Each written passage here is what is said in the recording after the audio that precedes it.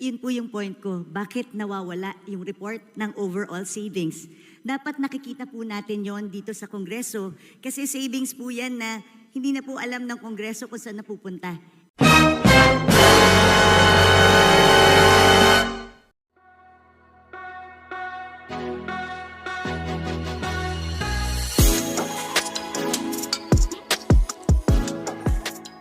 Thank you, Madam Speaker. Magandang hapon, ay magandang umaga po or tanghali na pala. Madam Sponsor, my first question is with regards to the status of contract of service and job contract since DBCC naman ito dun sa special provision.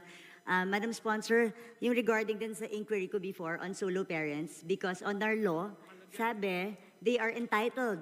Kahit job contract sila, job order or contract of service sila, they are entitled to the 7-day leave. So I think this is an opportunity. Pwede bang isama natin sa special provision para i-clarify sa lahat ng agencies that they are qualified for the parental leave of 7 days. Madam Speaker, umaandar po yung oras. Madam Speaker, we are checking the joint circular.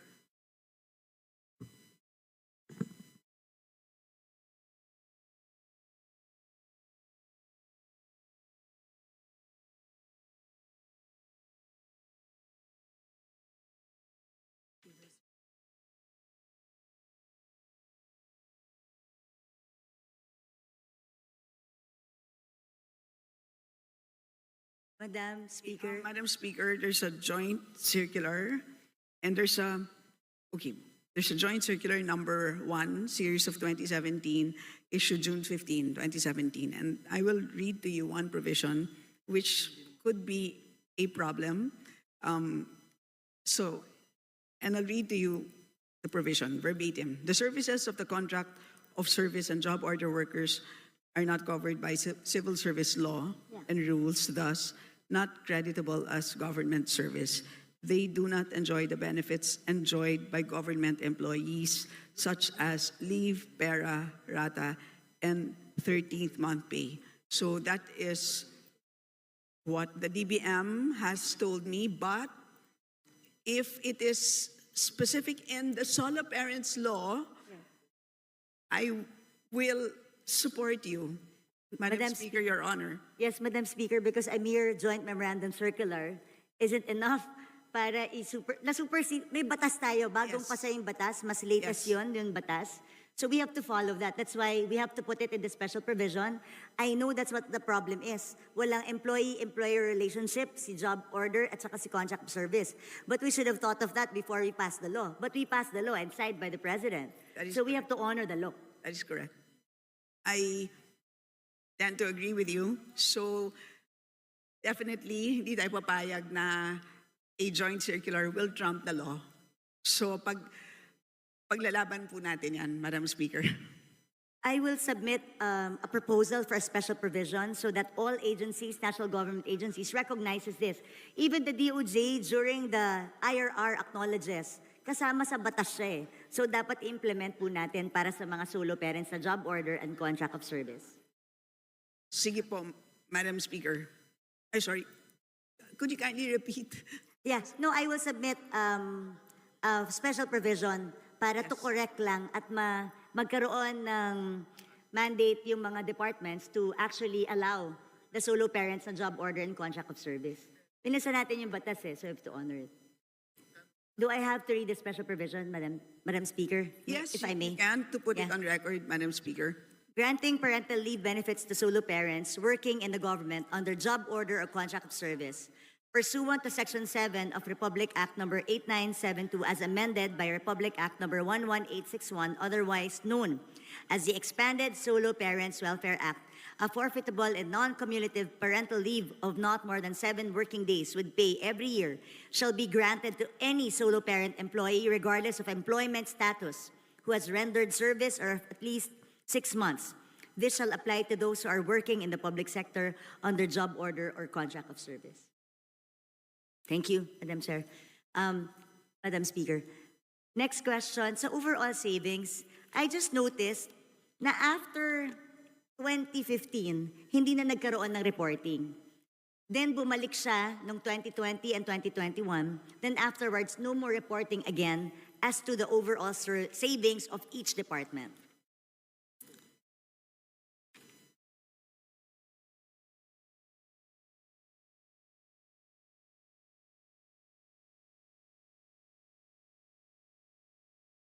Madam Speaker, may we ask for a 1-minute suspension? Session suspended.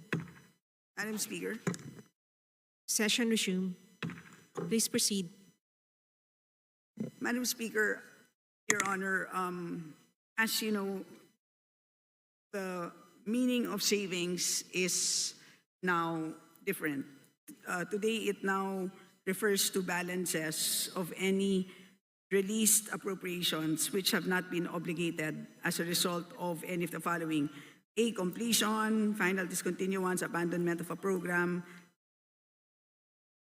or B, implementation of measures resulting in improved systems and efficiencies, etc. So today, in other words, hindi na siya kinocompute for all. Yun na ngayon ang practice ng DBM. So if there is a number that you have in mind, for example, do you wish to know unutilized appropriations for the entire government? Is that what you wish to know? Madam Speaker, parang di naman po nagbabago yung definition ng overall savings. Yung savings naman talaga is, as you said, yun ang definition ng savings natin. At kaya nire-reflect yun kasi ito yung mga hindi nagagamit, like you said. And then nire-report kasi yun and it's being transferred to other agencies. Ang sa akin, I'm looking for a repertorial. They have to report it to us, just like before. For example, ang overall savings natin in 2020 is 3.5 billion. That's why it's also significant. And then for all those savings, nakalagay dyan kung saan tinransfer sa bawat agency. Pag sinabi mo kasing savings, transfers from each agency, natatransfer ang savings ng bawat isang ahensya, pupunta ngayon sa overall savings. And then yung overall savings, it's a transfer to.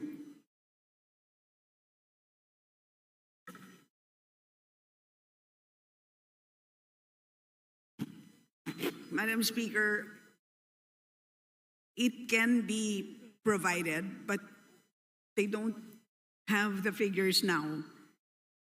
Madam Speaker, yun po yung point ko. Bakit nawawala yung report ng overall savings?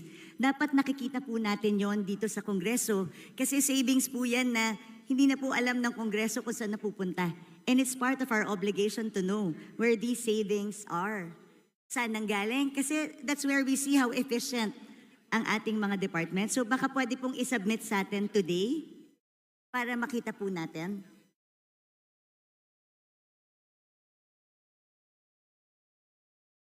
Ang pagkakaiba, Madam Speaker, today is that the agencies themselves use their own savings. So they can modify on their own. So hindi katulad dati na nililipat sa ibang ahensya. And does this mean hindi siya nire-report sa No, pero yes. So, but as a result of that change in practice, kaya nagkaroon din sila ng ibang pagre-report. But tama po yung observation ninyo. And I think that is a very important point. Hindi naman dahil nag-iba ng practice ay nawalan na sila ng responsibilidad na mag-report. So because of that, they will submit the report on savings. They will provide the report as, okay, but henceforth, they will include you will include it in the BSF moving forward. But you will submit within the week to the Committee on Appropriations and we will copy furnish all members. Yes, please, Madam Speaker, kasi napaka-importante po na alam natin how efficiently they're using. Napakadaling mag-declare ng savings kung bibigyan natin ng blanket authority ang departments to use the savings and use it whenever they want or augment something without passing through Congress. E di i-bloat na lang palagi yung bidding, yung ABC. Tapos magdadive. You know, this is not acceptable, should not be acceptable to us. That's why we need those reports. Kaya sana po within the week, or sana nga within the day or hanggang tomorrow para naman po mapag-aralan, Madam Speaker. Anyway, my next question refers to, dito na ako sa, alam naman ni Madam Sponsor ito, yung tungkol sa earmarked revenues. Madam Speaker, sa pagkakaintindi, can you define earmarked revenues through you, Madam Speaker?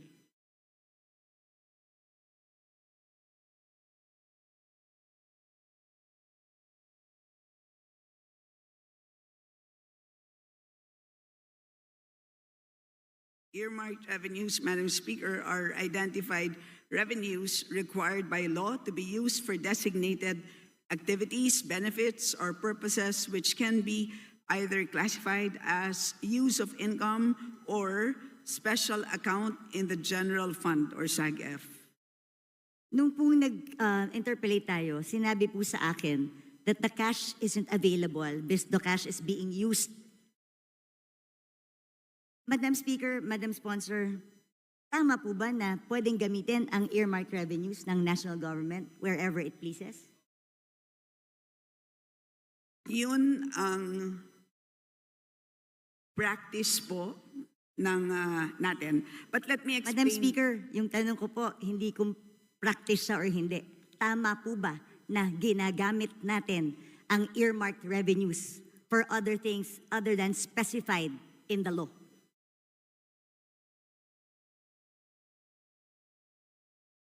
Madam Speaker, if I may be allowed, Yes.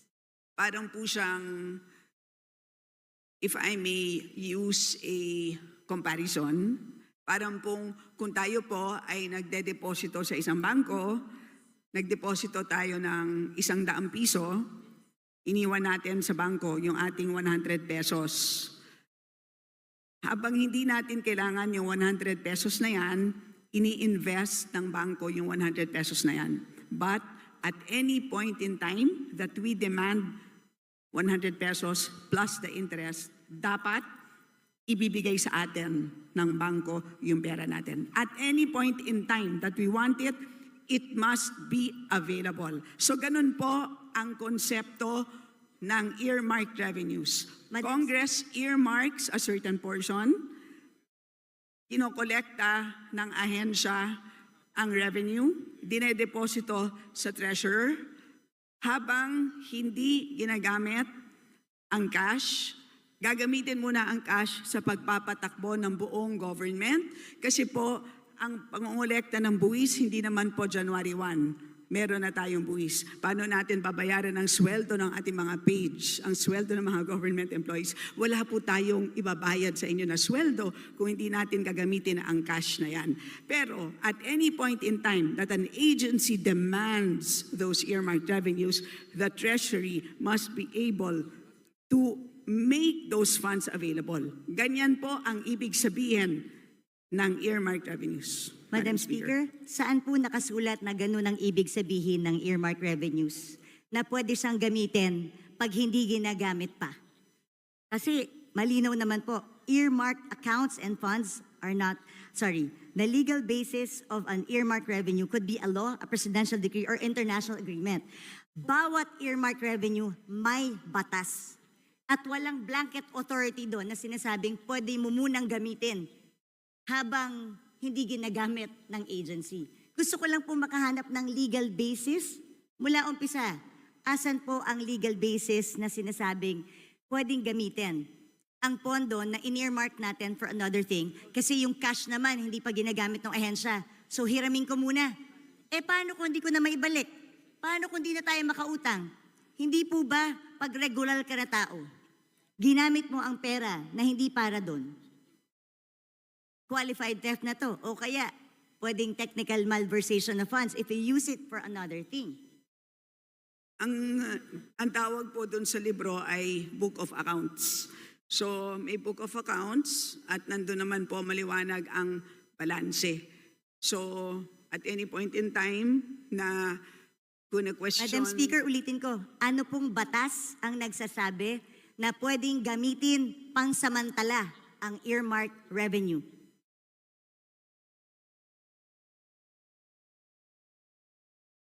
So, hindi po ginagamit ang revenue. Maliwanag po yun.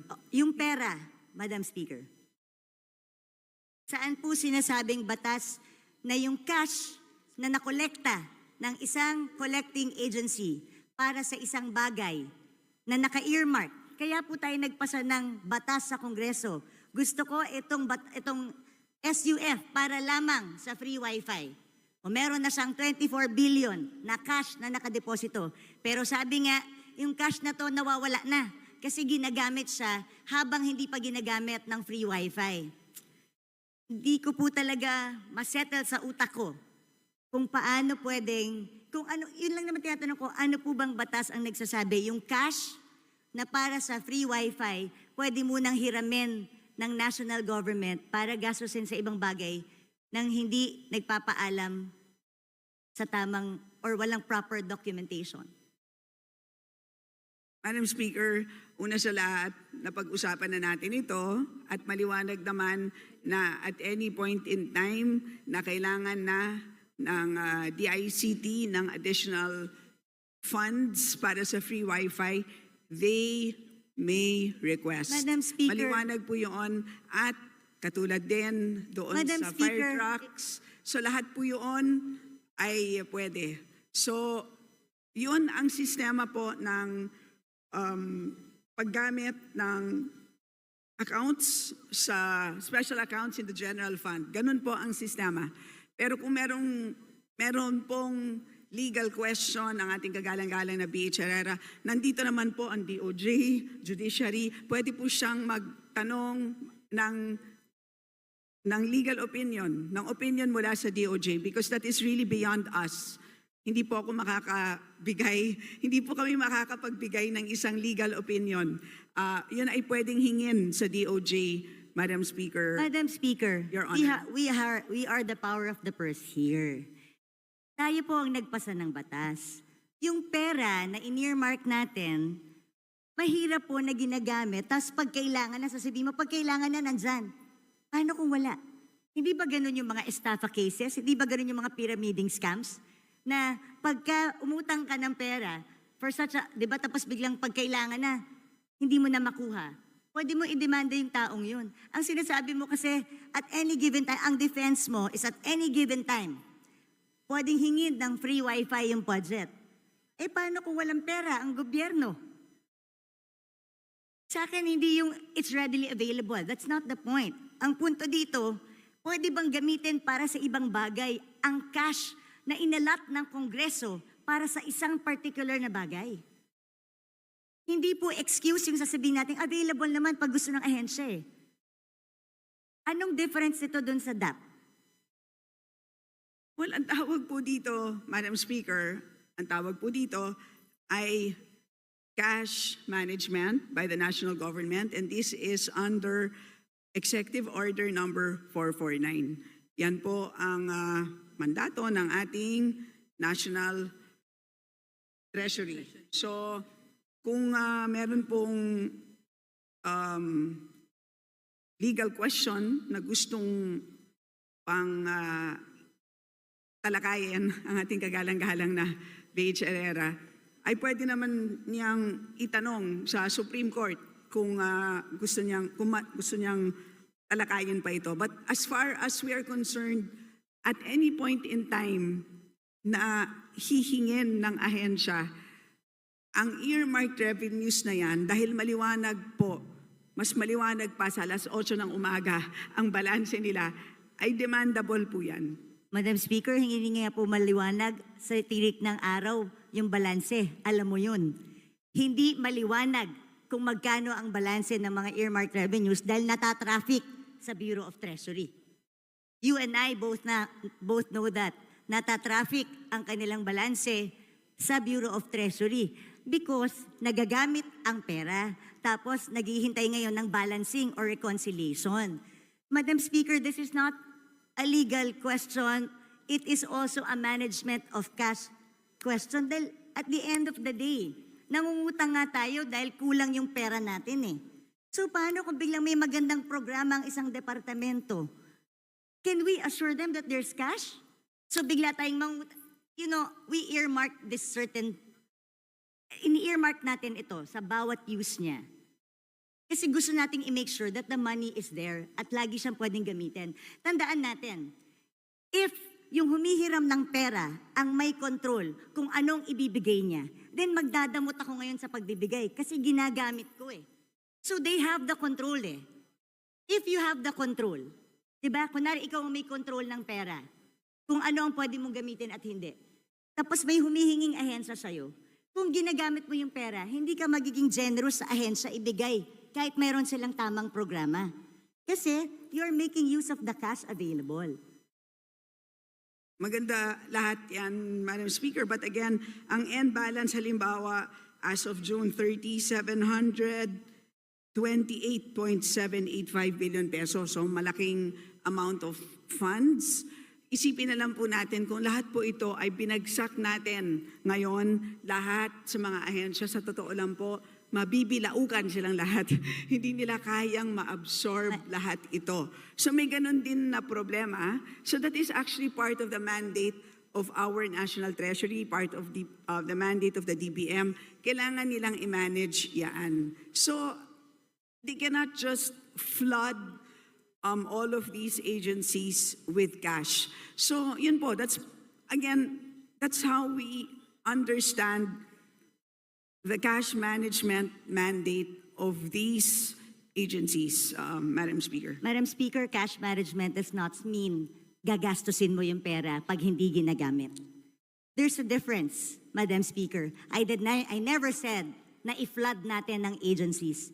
I'm just simply saying you cannot use the money that's particularly earmarked for a certain project na sinaad natin sa batas. Pero again, I did not say na i-flood natin sila.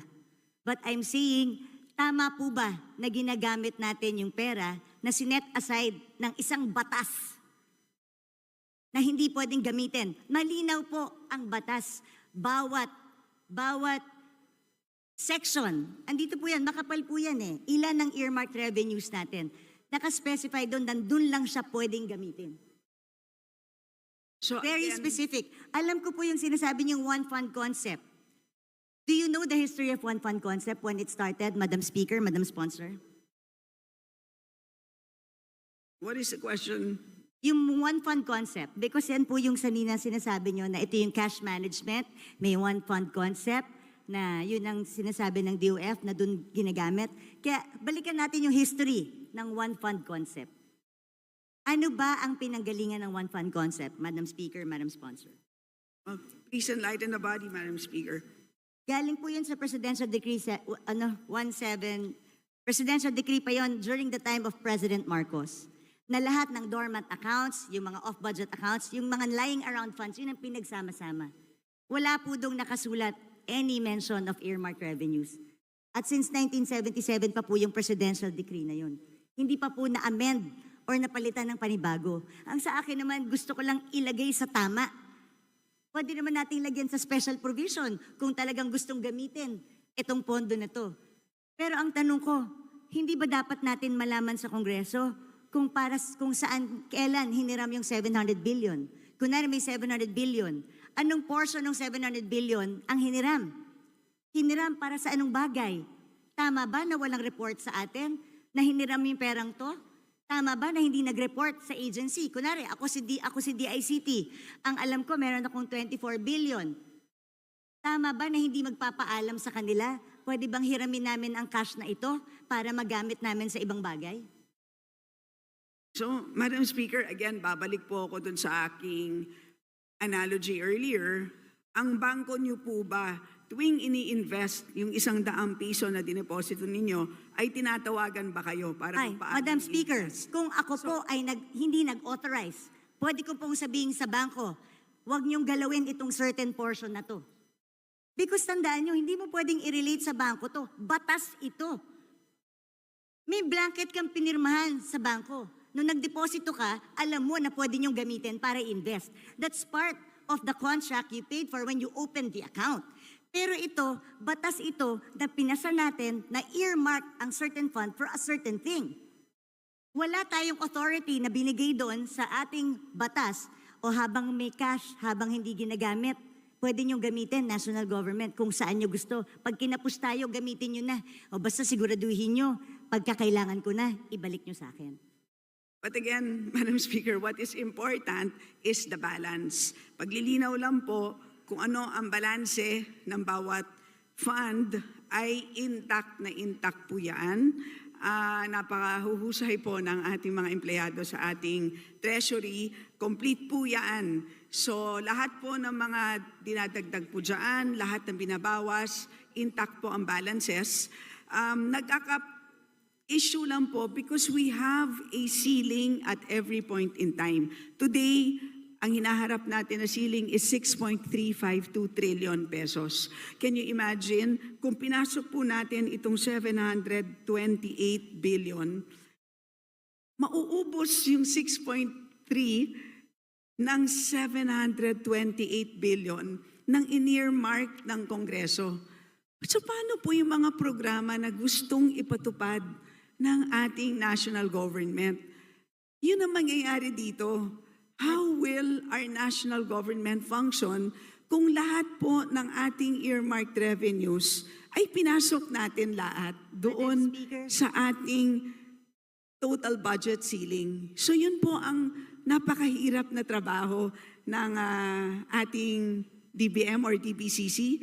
So yun ang naging ang ganda nga ng konsepto, di ba, ng cash management. So, that's what it is. So, in other words, when you deposit money sa bangko, the exact 100 pesos, serial number 0001, hindi naman yun yung the exact bill na isasoli sa'yo once you make a withdrawal. Di ba? Ang usapan lang natin ay nagde-deposit ako ng 100, at any point in time, you are entitled to 100 pesos, any serial amount, any serial number, plus interest. Diba? Yun naman po ang binabantayan natin. Madam It's the Speaker. same concept that we are using for cash management under the National Treasury, Madam Speaker. Madam And to Speaker, remind so you, with the Honorable same, Herrera, that you have 3 more Madam minutes. Speaker, with the same concept, paano yung mga nagsarang bangko? Dahil ginamit nila yung pera eh. Nag-overuse sila ng pera ang diniposito ko eh.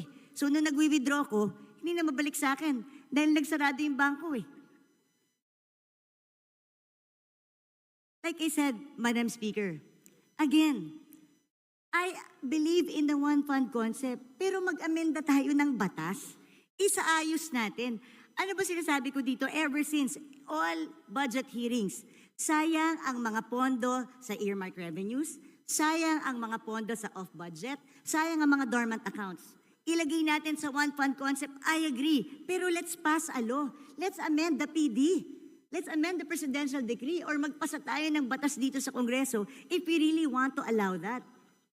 Yun lang po yung aking palaging sinasabi kasi right now, and mag-report sila sa atin sa Kongreso kung saan nila ginamit at kailan na hiniram yung pera.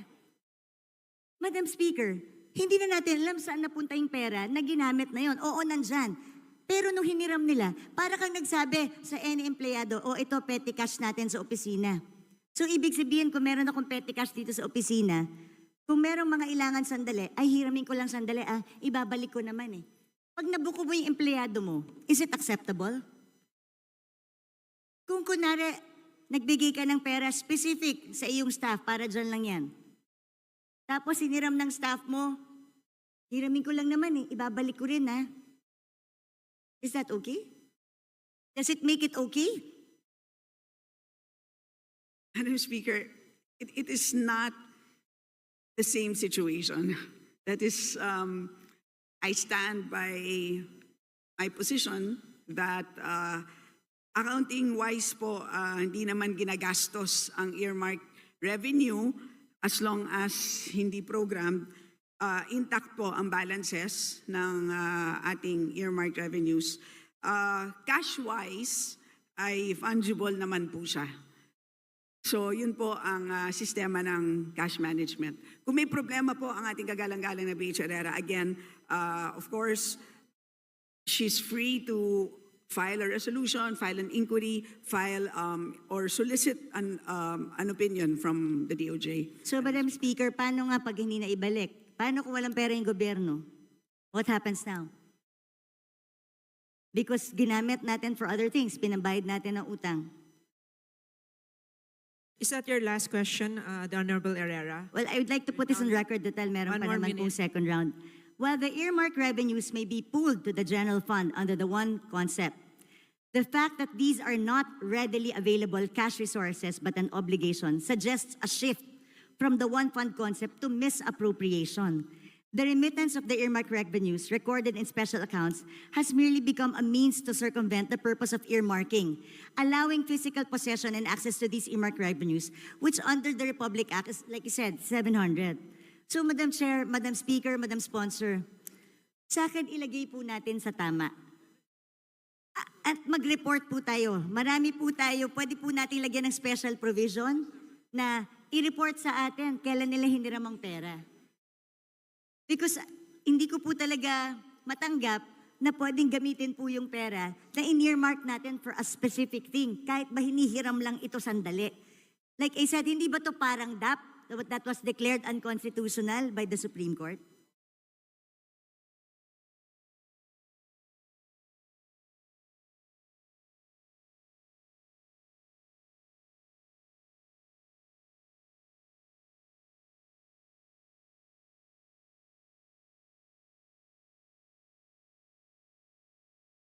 To the Honorable Stella, your final statement to the last queries of the Honorable Herrera. Yes, Madam Speaker, thank you for sharing your thoughts on the matter. I have exhausted my opinion on this. As I said, there's the DOJ, perhaps, who can weigh in on this, and the rest of the members on the matter.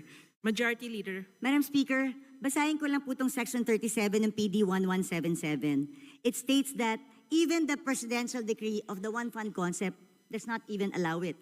It says here, all monies appropriated for functions, activities, projects, and programs shall be available solely for specific purposes for which these are appropriated.